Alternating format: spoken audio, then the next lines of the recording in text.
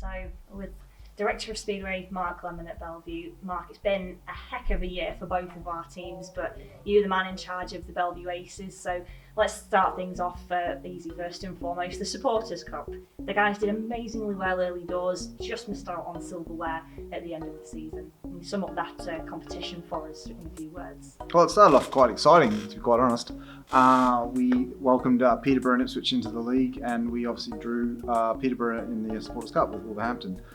That got off really swimmingly well for the Aces, seeing us winning down at Peterborough and having a good performance down at Wolverhampton. It was in the bank holiday Monday, so home and away. So we clinched our final berth nice and early in the season, kickstarted and got into a bit of a groove. The guys felt pretty confident, and but then we had to wait for a certain amount of time before the other class finished all their groups, and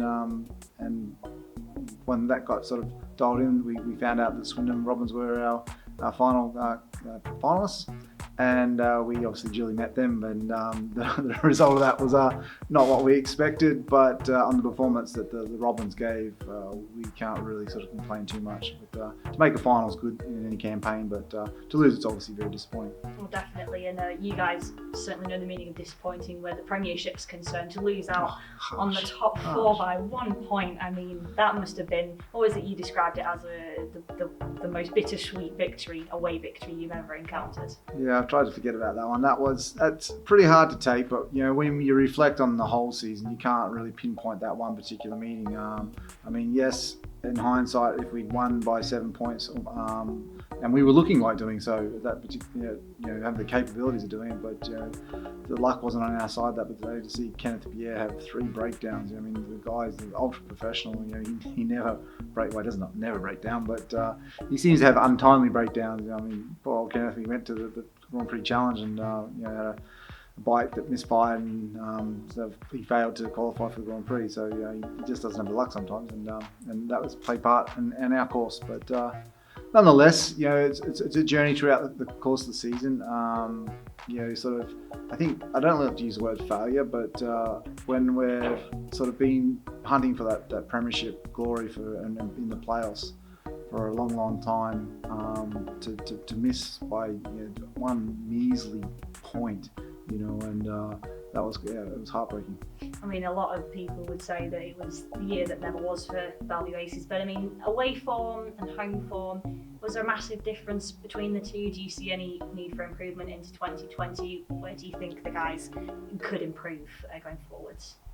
Well, obviously we have to wait until the AGM to find out what we've got to play with for next year. I think probably the sort of points limit and everything will be, naturally a focus for every team manager, so we can start building again. But I think fundamentally we had some pretty good points this year. We had Kenneth and Max in the heat leaders roles, did exceptionally well. Was solid all year. Max got hurt at a crucial time in the Swedish Grand Prix, and I think that sort of rolled into that loss against Wolverhampton. When he wasn't available, and Kenneth got unlucky. Got stuck in traffic, and I've never seen a Wolverhampton bunch. One of our riders want to get out and race in the rain as much as they did that particular night. So we'll keep that one noted for next time. But yeah, I think there's a lot of positives that we can see for some of the riders. And the pendulum swings both ways. There's some disappointments as well. And I don't really want to focus on too many disappointments, but it's hard to sort of pinpoint. Guys like Ricky and probably Dimitri didn't really step up and do what we know they're capable of. But then on the other hand, Kenneth and Max did their positions they did, and we saw a real upbeat and a great inclusion to the team in Jamie and Lindsay that came on and got off to a real slow start and learning his craft in the British Isles, going to tracks he's never seen before, and got a bit of a groove. And I think everyone on the terraces, it was quite an exciting sort of signing that we made that the fruition took a little while to come. Steve and Dan, off seasons of injuries.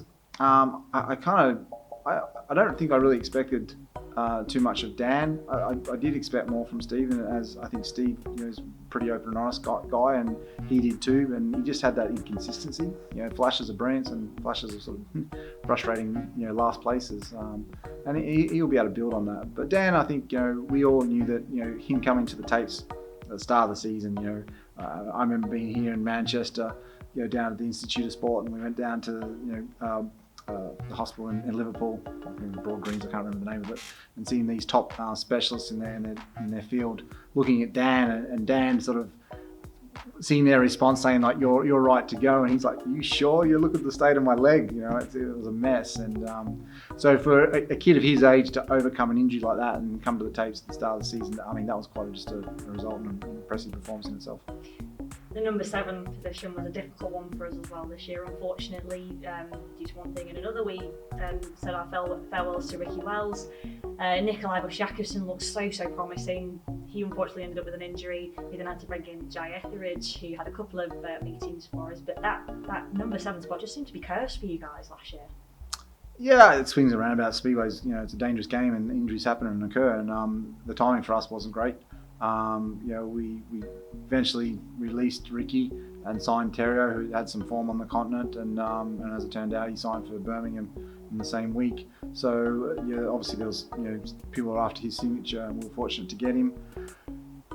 And poor old Terrio, he had 2 meetings and no points, and he busted his hand the day after we signed him. So he was doomed, pretty much for us. But we didn't know how bad the injury was, which was one of those things, and we had to release him. We brought Nikolai Busk, which was quite exciting. He was released from pool, and there was a team swap with Ricky Wells for Nikolai Busk, and it's strange things happen, but we welcomed Nikolai to the team, and he was never one to say that he was a big track specialist by no means, but he adapted himself quite credibly, and put some pretty impressive performances in, and maybe got a couple of rides of the week or something like that featured in, and he was very good to have in the pits, but as it turned out, he got crocked as well and dislocated his season at Berwick.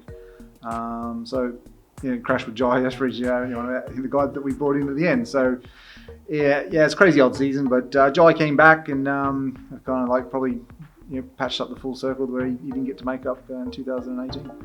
And then just finally, are there any other thoughts from Mark Lemon on this season, and can you sum up 2019 for us? Yeah, I can sum it up. Like for me, I'm quite happy. I'll take it on the chin. I class this year as, I don't like to use the word failure because it's not quite fair. But we've made playoffs, for the last 4 years. To not make the playoffs is disappointing. And I'll put my hand up and say, I probably didn't do my job good enough. But but to miss out on that one point, that was a heartache. Do you learn from these things? I think that a lot of people say in life, you learn from your failures. So I think that's the way we can address it. There's lots to be learned from it, and your mistakes you grow from. So that's I'm a young manager. I like to think I'm young anyway, and I obviously there's a lot of guys out there who've got a lot more vast experience of me than in management, but it's something we'll learn from and take forward. Make it, the Sports Cup final. I said it's always nice to make finals, but we just weren't good enough to go on with it. We met, a great team this year, and the Swindon Robins, obviously did the double. So, tip my hat to them guys. But we've got to move on and regroup and keep this iconic club at the top of the tree. I look forward to hearing what you're getting up to for 2020 after the AGM, Mark. Thanks very much. Cheers.